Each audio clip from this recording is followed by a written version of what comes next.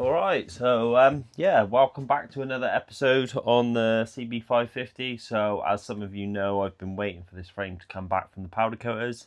I have had it back for a couple of weeks now. It's just been sat in the back of my van. So if you've seen my previous video, then you'd have seen me building this workshop so that I can entertain building some of my projects basically now that it's getting into the winter season. So yeah, a couple of things I need to do is sort of get off all the masking tape, unwrap all of these parts since they've come back from the powder coaters, refit the VIN number, so that just goes in here with some new rivets that I've got, and then just start sort of piecing everything back together, remembering where everything goes and starting to get this frame back together with the swing arm, get the fork yokes back in, then we can put the forks in, so the forks are all rebuilt and ready to go in. So yeah, it's just going to be a matter of sort of remembering where everything goes and then yeah, getting it all back together. So I'm just going to start unwrapping all these bits now, maybe just do that in a little time lapse, and then we'll revisit it yeah, once it's all wrapped up and ready to get sort of reassembled.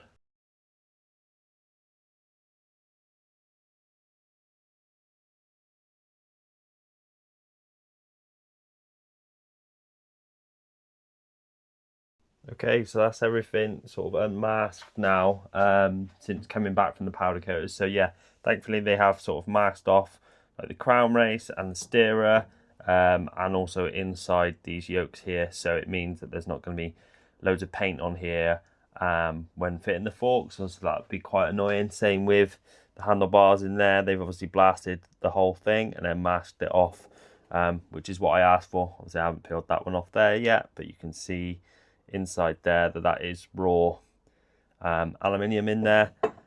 So yeah, I'm pretty happy with how the frames come out. I went to a place called Bristol Motorcycle Powder Coaters, obviously in Bristol, which is only about an hour away from me. I did get them to record some videos of them doing it. They did send me over some sort of short clips of them sort of blasting and coating the frame, so I'll just put those videos in now. But yeah, what I've got to do left now is obviously finish off just doing that one, and I just need to go back in my manual and just have a look at the ball bearing count on the headset.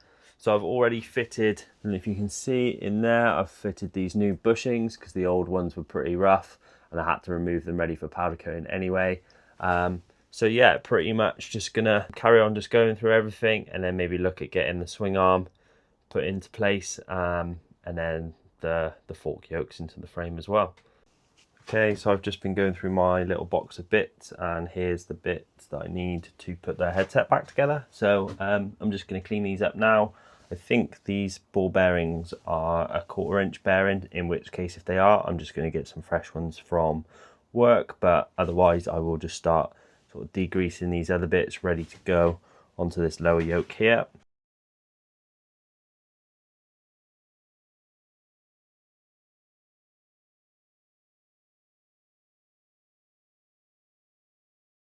So now that that's sort of like the headset parts cleaned up and bearings bagged up ready to maybe replace them, I've just got my VIN plate here. I just need to get a little bit of a curve on there from it's just sort of flattened out a little bit from when I removed it. So all I'm going to do, I do need to get some double-sided tape, and I have got the VIN rivets for this, but all I'm going to do, I've just got a bottle, and all I'm going to do is just get a little rubber mallet and just tap it against this face just to create a bit of a curve before it goes back on.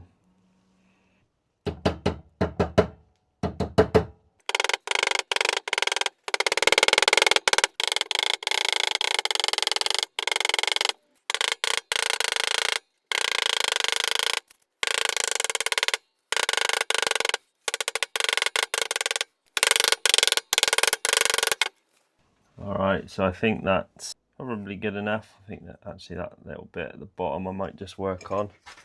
It is a real thin bit of metal.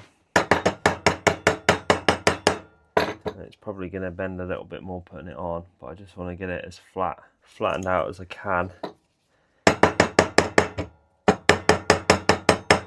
just so it sits nicely against the profile of the head tube. I'm just going to offer it up now to the head tube, and actually I'm pretty happy with that. So I am just going to probably get a little bit of double-sided tape just to tack that in place, and then I've got some replacement rivets to go into these two holes here, which you might not see. But yeah, that vim plate's it's a lot straighter than it once was, so that's another part ready to go on once I get some adhesive. Okay, so pretty much ready to get the badge back on the head tube.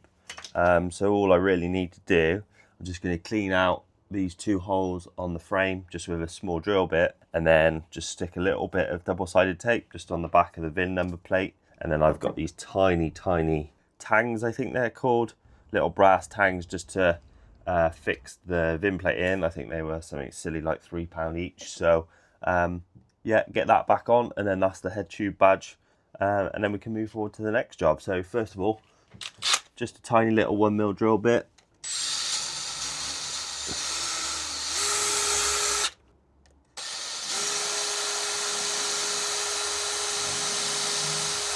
So that's probably about it, because I still want enough material there that the tangs actually catch the surface and hold the VIN plate. I don't want to make that hole any bigger than it already is. So next job really is just to size up a bit of double-sided tape. I'm not going to put loads on there. I'll just cut this straight.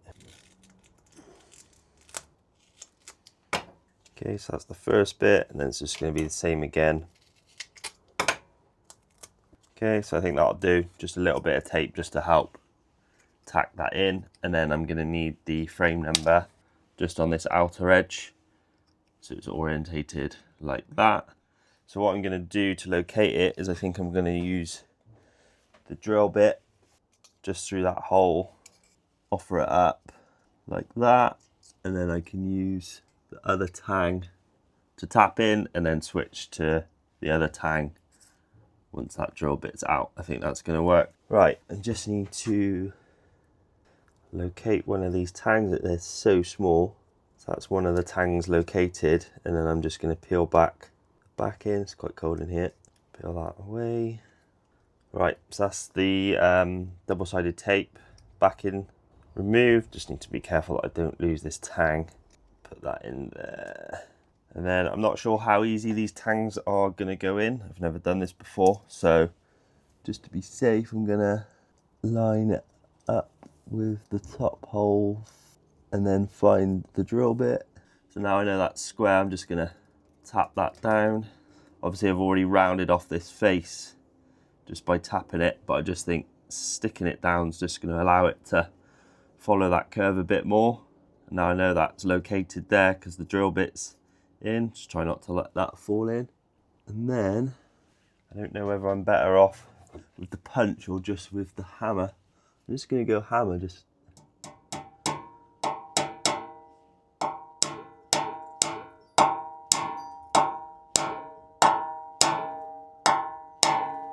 okay. I think that's worked pretty well, to be fair. Just with the hammer, and then take that one out, and then I've got the lower one to go in. Just make sure you don't drop it. You can always push it with your hand first.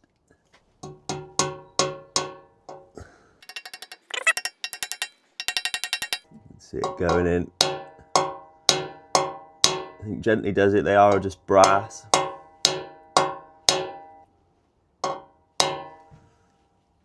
Okay, and that's it. That wasn't too bad at all. So those brass things go in nicely. That's nice and secure now. Got the frame number on this outer edge. So yeah, there's a VIN plate done. I'll just get the camera off the tripod now and just show you how that looks.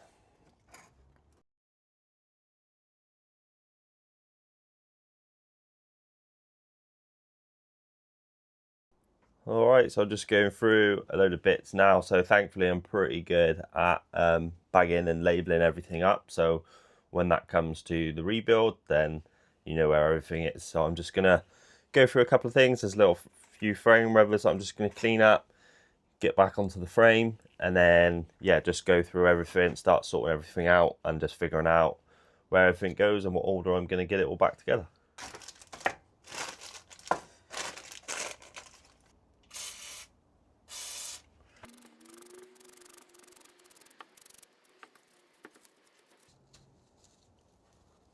Okay, so I've just noticed that after cleaning these, they're actually perished and split. So I will just put them on for now, but I will just have a look to see if this part is still available to replace for fresh rubber. Obviously, most of the rubbers on this bike, having been sat in America for a long time in the sun, all the sort of rubber parts are perished. So for now, obviously I didn't realise at the time, they are sort of perished and they are cracking.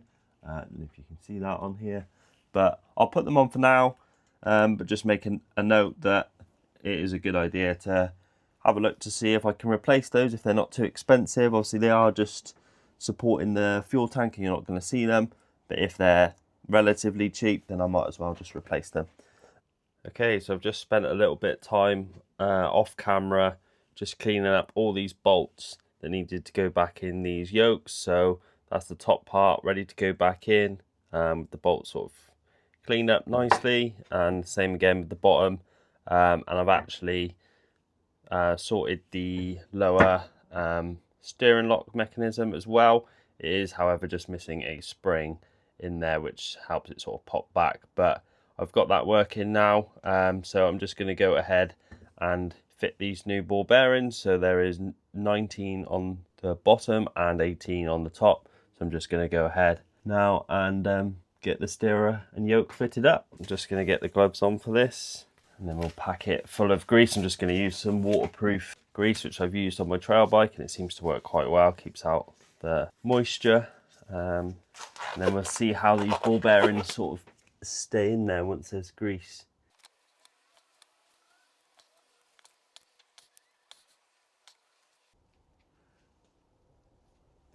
Alright, so just standard 1/4 inch ball bearings, nothing special really. Got these from work, I think they're about 10p each. So you can get like a needle roller bearing like upgrade for these, but I just thought for 10p each I might as well just run ball bearings. So 18 in the top, so you don't want them falling down. Start with the top first, and then we'll do bottom, just because the bottoms might fall out.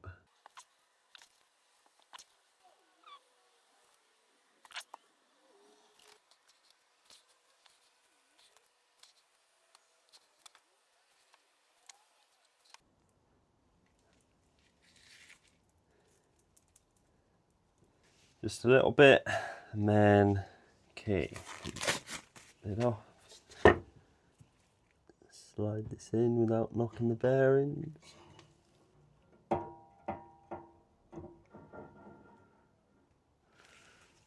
And the upper race can go on. I'll just put this on upside down purposely, just so that I can put a bit more grease in the top.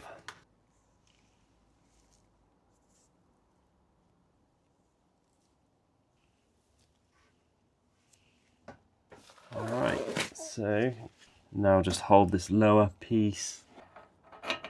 Now that that's off, I can just spin that around and then just clean off the excess with a rag. Obviously this can be tightened properly.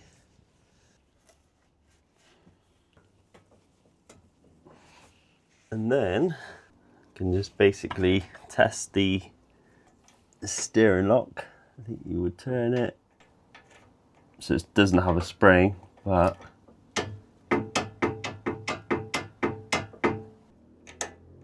if I had the spring it would flip back, and that's the steering lock working with the key.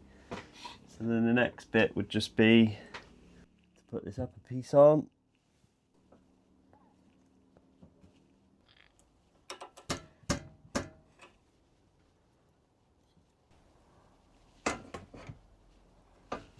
Right, and then you would basically then have the top washer and then that.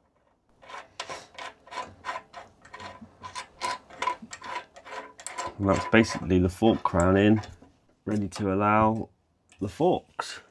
So I think that's as far as I'm going to go this evening. May aim to get the forks in tomorrow. So yeah, we'll just cut that and then come back to it tomorrow.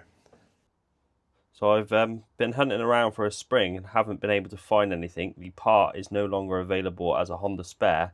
So I have found this, which is actually a spring out of a biro, just a clickable biro spring, which happens to just sit on the end of here, and then that goes up inside the bottom of the fork, which allows this steering lock to spring back. So I'm just going to go ahead and fit that now quickly, and then we'll just pop back once it's all fitted up. Okay, so that's all fitted up now, so I'm not sure how easy it will be to show you, but there is now actually a spring there. So I'm not sure how strong the spring's going to be. Obviously it's just out of a pen. May have to get another one to double them up. So there you can see how it just sort of stops. So that's the steering lock open. Then put the key in, pull it back, twist it, pull it out.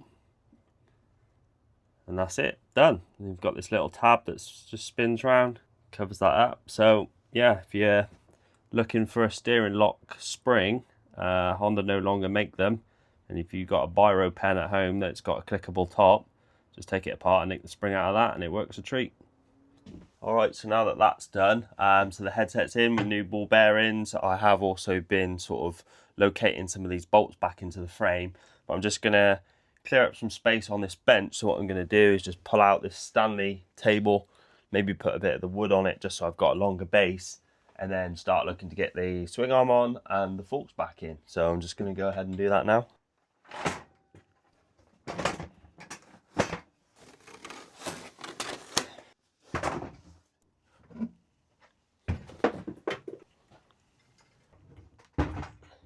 Okay, so now I'm just going to install the rear swing arm. So I've greased up this spindle with waterproof grease again. There are bleed nipples on each end, but it's obviously a good idea just to grease that up before you pop it in.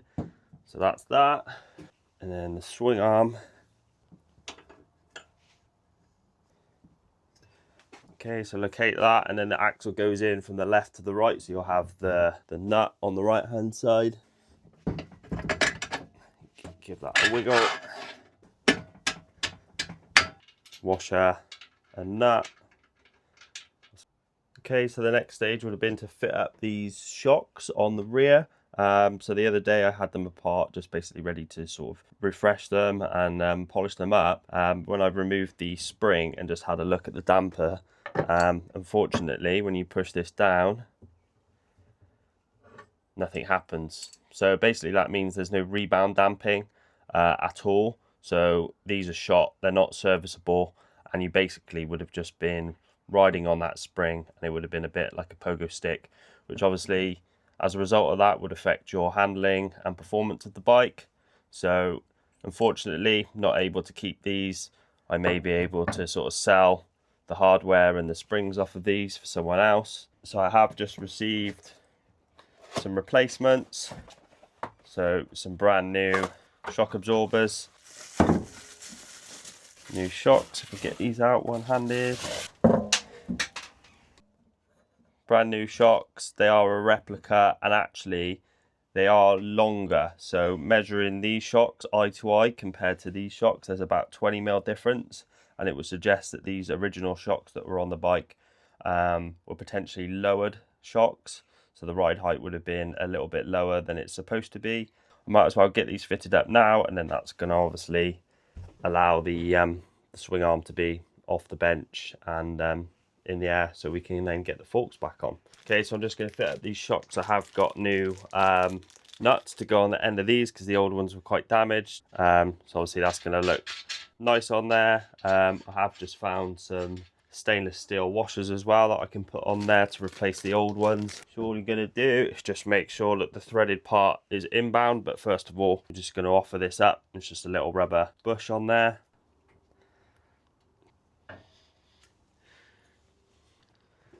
Same again, thread wants to be inbound.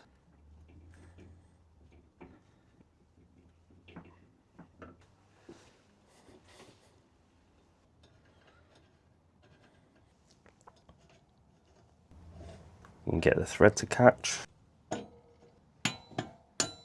Just make sure that the thread is going to go in actually before cranking that up. Hopefully the thread pitch is the same.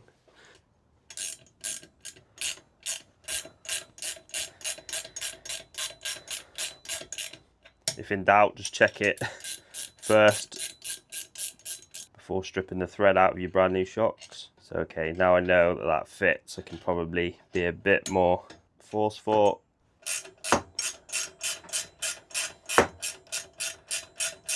Just nip this up for now and then we can go back and torque everything up.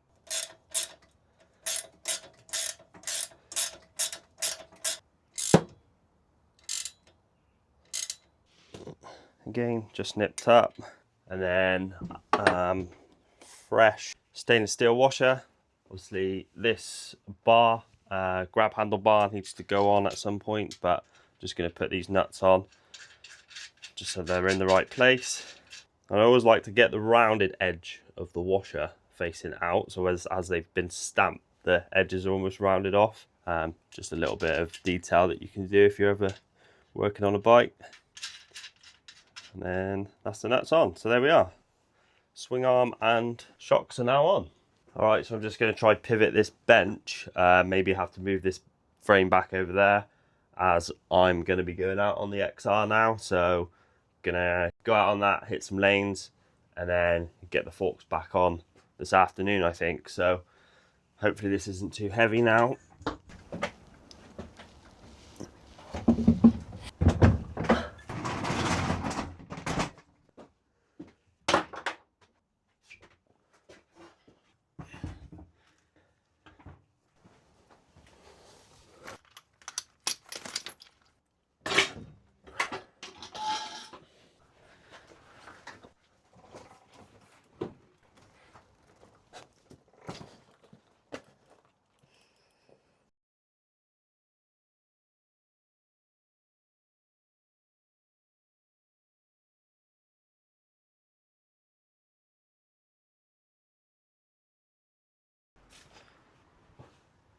Okay, so I'm back. So yeah, just been out on a ride on the XR with a couple of friends. Good to get out, but yeah, definitely was a wet one, so glad to be back and back in the workshop. So I've just been trying to decide whether I'm going to get the forks on or put the center stand on first. It's kind of at that awkward height now where I'm not too sure. So I think what I'm going to do is put the forks on and then get it off this table onto the floor, try and get the center stand on, and then maybe offer up the wheels. But yeah, I'm just going to get the forks out now, I think. So if you've seen the video of me rebuilding these forks, then you'll know that they've obviously been rebuilt with new seals and fresh oil and everything. And yeah, hopefully they still look as shiny as I remember, and they're going to look good on the bike.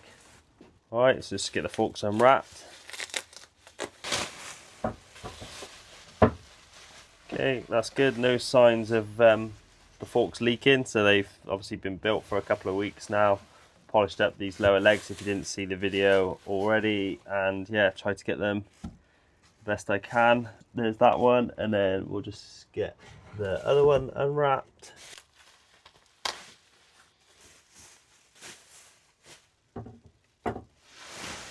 So now that they're unwrapped, I've just removed these top bits which hold on the headlights and also have these reflective bits. I'm just going to now try and slide the forks through the yoke. So there's a couple of rubber things. One of these is new, one of these is the original one. They pretty much just sit on here like that. It's just like a rubber support, and then there's two more in the top of that chrome thing that I just showed you. So you're going to need to slide the fork through the bottom first and then push the rubbers on. What I might do is just put these rubbers in the top ones first, just like that. They'll just sit in the top and it just stops that from rattling around. Let's go with the right leg first. So you've got the oil drain at the back, so that's the front of the fork. Make sure these bolts are loose so that the clamp can expand.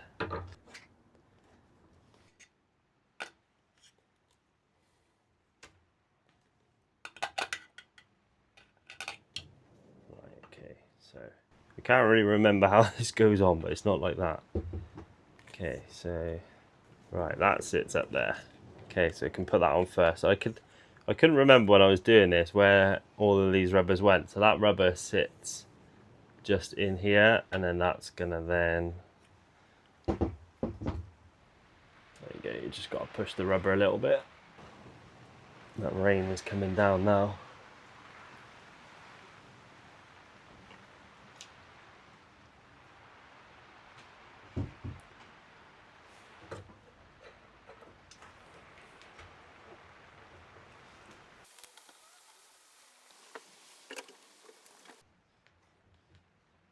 Get that all lined up.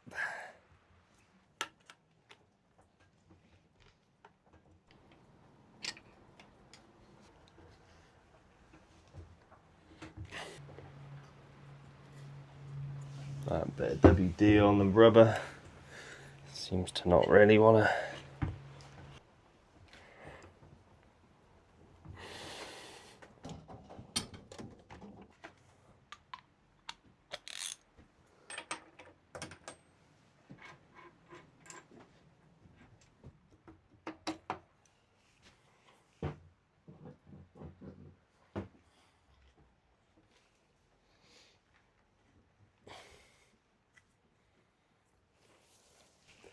Okay, so finally got there. I'm not really sure why that wasn't allowing it to go on.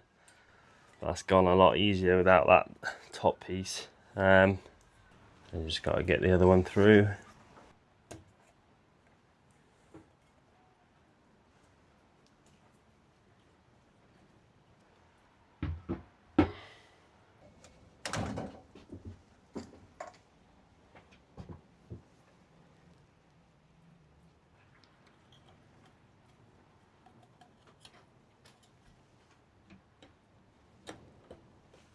So that one's on as well. I think there was just like a bit of a lip on that rubber that was stopping it from getting over.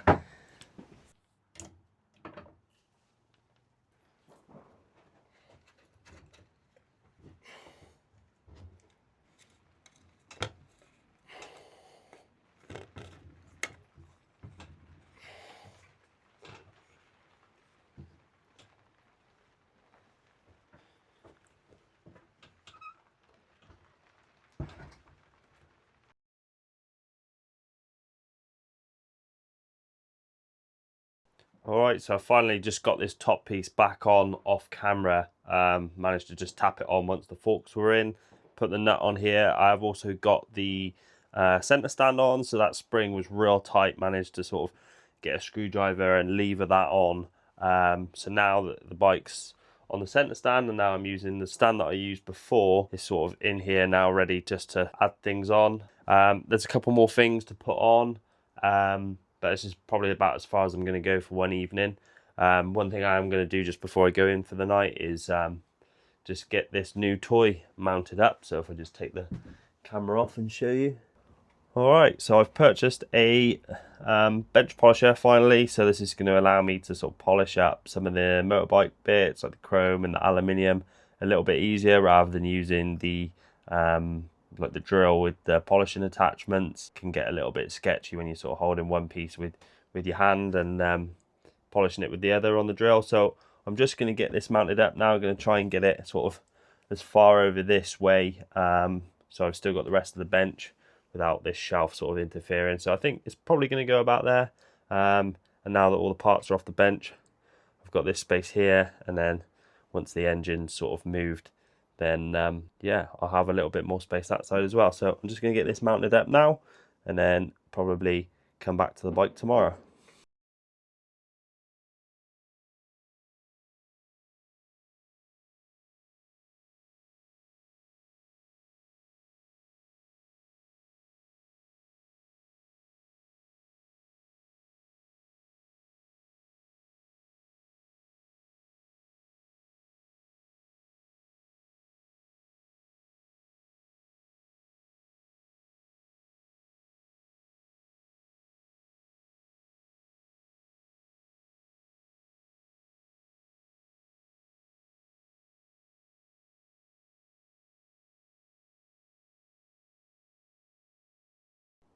Okay, so that's all done. The machine polish is bolted in, and obviously the forks are in. So now I'm just moving over to the next step, which is going to be getting on the handlebars and the side stand. So I don't know how clear this is, but unfortunately, I've only just really recently noticed that the handlebars that came on the bike are quite bent.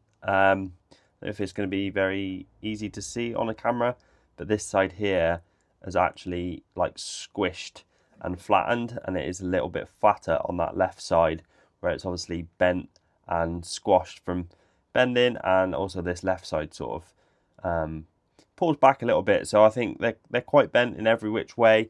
I was struggling to find like a replacement set of handlebars, trying to find some used ones, but just couldn't find any anywhere. In the end, I ended up copying the part number into David Silver Spares, and they actually had a replica bar for £40. So I've ordered those brand new bars, replica, so they should be as near as these ones. I don't know if you can see there that that's basically flat, and this side is much closer to me than the right side. So yeah, very bent, don't really want to use those. And then otherwise, here's the original plate. I've managed to find one, but as you can see, the order in which the lights are here on the stem are in a slightly different order. So I can get that back on, but it just means I need to just change these lenses over, and then when I come to putting in the bulbs, they'll be in a slightly different order. I think it must just be two different versions of how these came. This might be more of a UK type thing, but as you can see, my old one is faded and you just can't get that order anymore. Otherwise, stem bolts to go in there, side stand with new rubber and stuff like that. So I think this video probably is dragging on a little bit now, so I'm just going to crack on, get all those bits done, maybe get the wheels back in as well, and then I'll switch to the final thing once all of those jobs are completed. Okay, so a couple of days have passed and the bike is now rolling again, which is fun. So I'll just open this up and yeah, show you what I've been up to.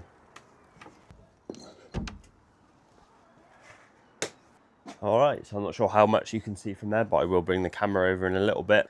So wheels are back on, forks are in, obviously as you've seen before, and now I've got the handlebars and everything on, so it's essentially rolling again. And yeah, there has been a little bit of a hiccup that I've just found this morning, which should hopefully be easily rectified. So I'll just grab the camera now and just show you around. Okay, so if we just go inside, obviously you can see the bike. I mean, I'm pretty happy with how it's looking so far, the forks and the wheels and the frame and everything. Yeah, starting to look shiny. Obviously I'm going to sort of re-polish up the front mudguard and the rear mudguard. Yeah, and then they'll be going on soon. So as you've seen in the previous clips, I've now got on this top plate, which is the stem and the handlebars. This is basically like the pilot light, or some people call it the idiot light, which basically tells you when your indicators are on and when your high beam's on, and also when you're in neutral, or if you've got an oil pressure issue. So as we go around the bike, obviously you've got the back wheel in now, and as well as that, I've put on these replacement rubbers. So as you saw earlier on in the video, these rubber parts are all perished, so I've managed to find some. I think they're like a third-party brand, which are about £3 or £4, I think. So I've replaced those as well. So we've got the side stand on as well, with the spring cleaned up and the new rubber plate. So yeah, if you've been following my videos, obviously you've seen that I've rebuilt these wheels front and rear with stainless steel spokes, and then they're the original rims and hubs polished up to the best of my ability. So the issue that I've got, and the reason why these blocks are on, is, as earlier mentioned in the video, these forks are longer than the ones that were on there before. So the seller that I bought them from off eBay listed these as the standard height, and then the shorter height that they offered were essentially listed as a lowering shock. So I went for the longer shock, as I'm around 6 foot. So I've put them on, obviously no issues with fitting them, they fit up fine and everything like that. So when going to fit the rear wheel, the hub axle is actually higher than the dropout. Obviously you want it reverse of that, so you're essentially lifting the wheel into the dropout rather than lifting the frame to suit the wheel axle. So what was happening essentially is that the shock is too long, so then this swing arm is going down at too much of an angle. Therefore, when you put the back wheel on, this centre stand would be floating, which isn't right to me. So I've contacted the seller. I'm not really sure what's going on there. Yeah, try and get that rectified. Hopefully it's just as simple as sending these ones back and ordering those shorter ones, which, as I said in the previous clips, are about 20mm difference, I think. So yeah, that's not too much of an issue. They can obviously just slide off and refit the new ones as and when I receive those. So yeah, it's looking good now. All this sort of hard work is slowly paying off. I'm going to be getting to that engine very, very soon. I think the next job is obviously going to be to fit up the mud guards, as well as some of the other little bits and bobs. I don't think I want to put too much on before I reinstall the engine, just so I've got sort of enough space on there. So yeah, I'm pretty happy with that. Sat next to the XR. It's going to be a dream setup, really. Okay, so I'm going to wrap that video up there, I think. So if you've made it this far, then thanks for sticking with it and watching it to the end. Yeah, pretty happy with how the bike's looking so far. It's looking a lot fresher than it was a couple of months ago. Productivity has definitely increased since having this shed extended and built. So you got the machine polisher now, which is going to be really handy when polishing up the mud guards and stuff like that. So all I need to do, yeah, is try and sort out these shocks, try and get maybe the shorter ones, and they'll fit a little bit better. And then we'll be diving into the engine and the electrics and stuff like that, probably in the next episode. And also, if you're interested, I've created an Instagram page purely just for projects past and present, and also sort of posting little behind the scenes clips and pictures of this. So if you're interested in that sort of thing, then I'll attach the link below, or just attach it in this video, but it's at Saunders Cycles. So that'll be all sort of push bike, motorbike related, and also just any projects as well. There might be some previous cars and some of the van stuff on there as well. So if you're interested in sort of following that page, then yeah, at Saunders Cycles. But yeah, for now, we'll leave it there. CB550 is back rolling again. Pretty cool to see it on its wheels. And yeah, if you've enjoyed that, please give me a like and subscribe if you haven't already. And we'll see you in the next episode. Thanks.